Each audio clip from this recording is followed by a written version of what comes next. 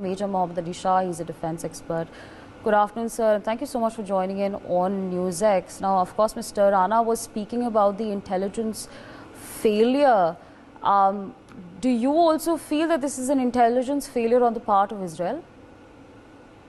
Most certainly, yes, it is 100% an intelligence failure, because how can it be that 5,000 rockets are collected, and you can't collect 5,000 rockets overnight. And even if it happened overnight, you would be having an idea, of course. But it has taken a couple of months, of course, to gather them together and to fire them across. So the CIA agency, the Mossad, it is 100% a failure on their part. Also on the other hand, I would also call it as a suicidal mission of the Hamas. No one is going to support them.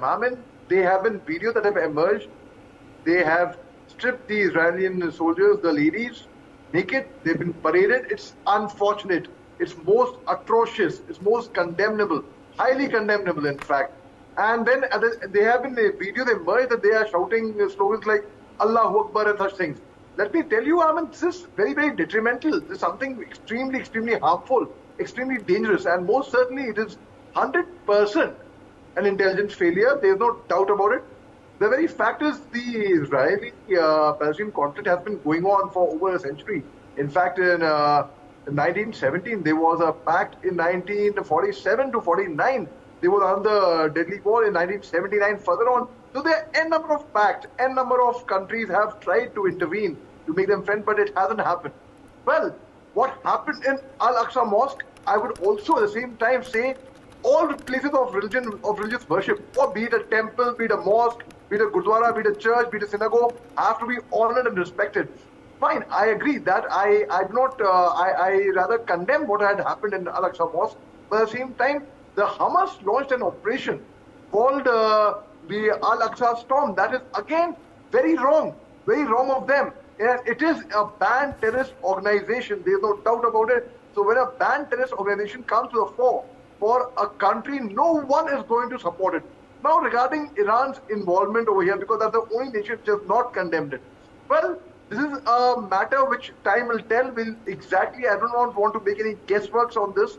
But yes, it is highly condemnable. Even if a nation hasn't come out and spoken about it, I think that also needs to be called out. If a nation has kept quiet about it, it needs to be called out, because this is not a time to keep quiet, to keep silent. This is a threat, and it is an attack on humanity. Not only, I would not call it on Hamas or Israel. It's an attack on humanity. A soldier fights not because he hates what's in front of them, but because he loves who is behind them, who he's protecting. And this is a personalized thing, a personalized attack, calling out the soldiers. And we have fought wars, be it in 1962 with China, be it in 1965 with Pakistan, be it 1971 with China, with Pakistan, be it 1999, an unconventional war with Pakistan. We never mistreated the soldiers which we took as prisoner of war. Rather, in 1971, we took 93,000 prisoners of war from Pakistan. And as per Geneva Convention, we treated them. My father fought in the 1971 war. We gave them adequate respect. We gave them a respect what a soldier should get from a soldier. We did not behave like animals. Animals do not behave that way. It is rather unfortunate, ridiculous, shameful, and it is really, really terrible. In fact, such images have emerged from social media. I've been deeply pained. A soldier does not fight for that reason.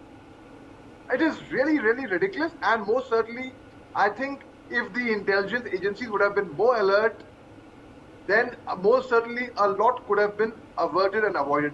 But Israel at the same time have taken a pledge that they will put Hamas into rubble. They will not spare them.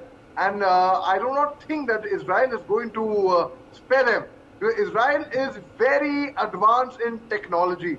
Very, very advanced. You cannot match Israeli technology. Their drones are extremely effective. They export military equipment. There are countries over there which specialize in homeland security, like Magal is one of the countries. I'll give an example. And Israel and Jews, I would say the world should learn from the Jews. They rose from the ashes. We all know what happened in Nazi Germany, in Hitler's Germany, when they were thrown into concentration camps, in chambers, in gas chambers.